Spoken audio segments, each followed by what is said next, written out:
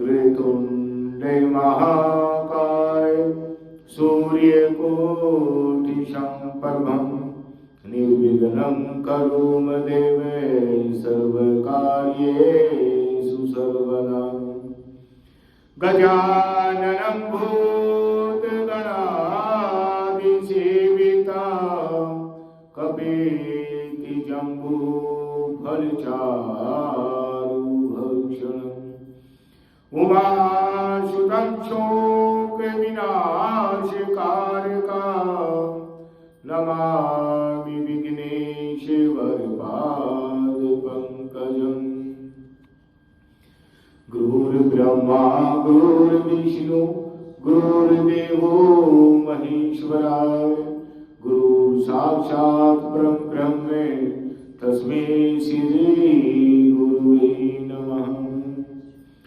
प्रथम करो वंदना करो और फिर मनाओ गणेश।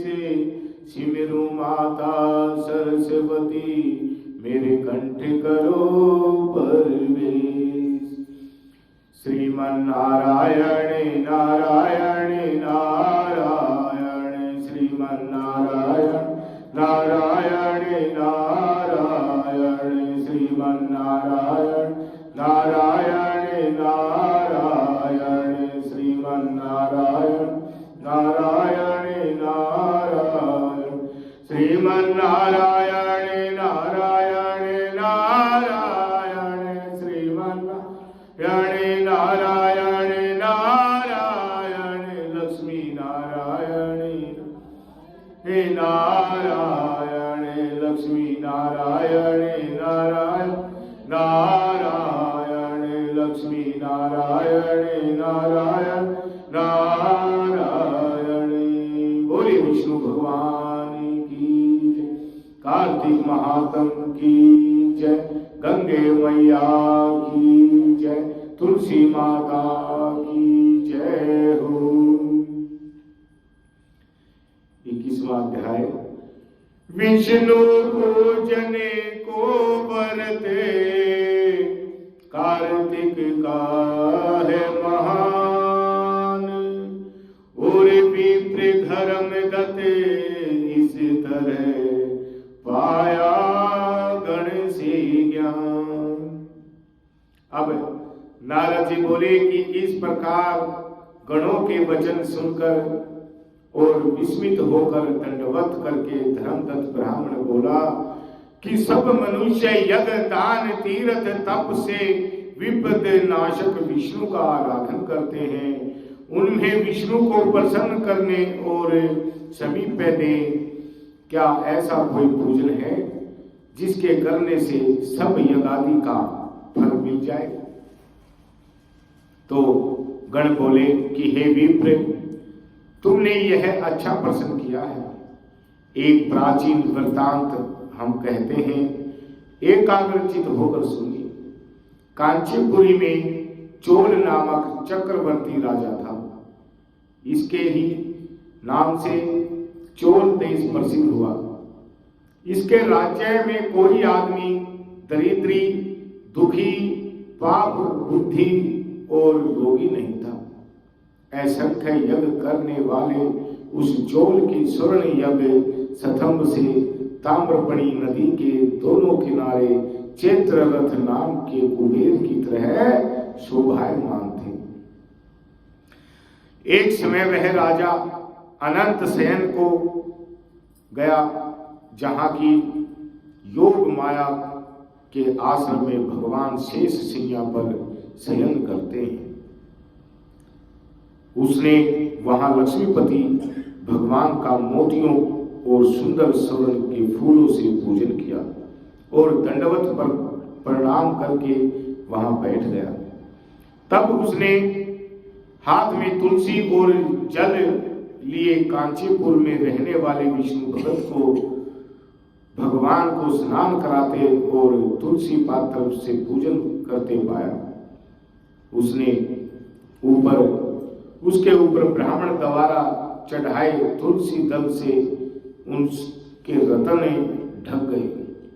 यह देख राजा कोपित होकर बोला कि यहाँ माणिक स्वर्ण से मैंने पूजा की है और विष्णु दास वह सब तुलसी पत्रों से तुमने क्यों ढक दिया है? हम चढ़ाते ना, अब तुलसी पत्र चढ़ा हुआ है, कोई दूसरा है उसने दही दूध चढ़ा दिया या फूल चढ़ा दिए या वो तुलसी पत्र चढ़ा दिया। तो ऐसे ही तो राजा ने तो स्वर्ण से निर्मित बेल पत्र इत्यादि चढ़ाए थे और ब्राह्मण आए और उसने जो है बेल पत्र अपने दूध दही पुष्प आदि से उसे ढक दिया। तो विष्णुदास वह सब तुलसी पत्रों से तुमने क्यों ढक दिया? राजा पूछ रहे हैं। जो तू मेरी शोभायुक्त पूजा को ढकता है। तब वह ब्राह्मण राजा के गौरव को तुच्छ समझकर बोला कि हे राजन, तू भी भगति को नहीं जानता, तुझे राज्य लक्ष्मी का घमंड है। तूने पहले कितना विष्णु व्रत किया है?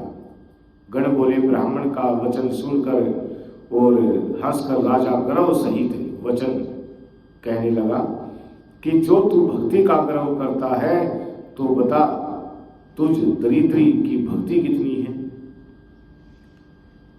विष्णु को प्रसन्न करने वाले यज्ञ दान आदि तूने नहीं किए और न ही पहले तूने कोई मंदिर ही बनवाया।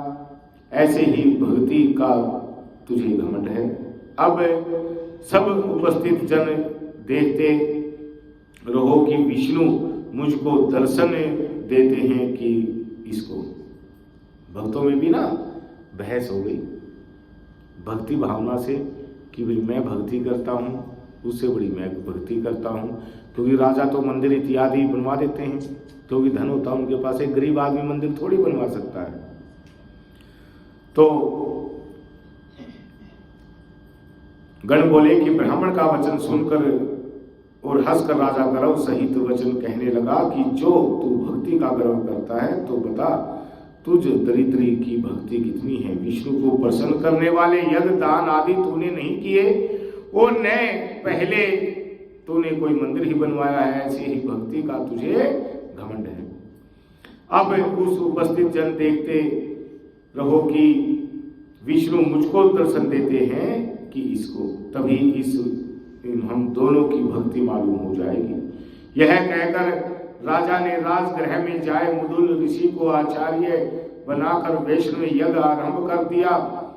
उस यज्ञ में बहुत से ऋषि आए, बहुत सा अन्न धन संपत्ति लगाया गया। विष्णु दास ने भी उसी मंदिर में ठहर कर विष्णु को प्रसन्न करने के लिए तुलसी का वन लगाया और एकादशियों के दिनों में द्वादश अक्षर मंत्रों, षोडशोपचार और नृत्य गीत आदि मंगलों से विष्णु की नित्य पूजा करने लगा। अब चलते में, भोजन में, शयन में सदा विष्णु को स्मरण करता रहा और समदृष्टि होकर सब में विष्णु को देखता।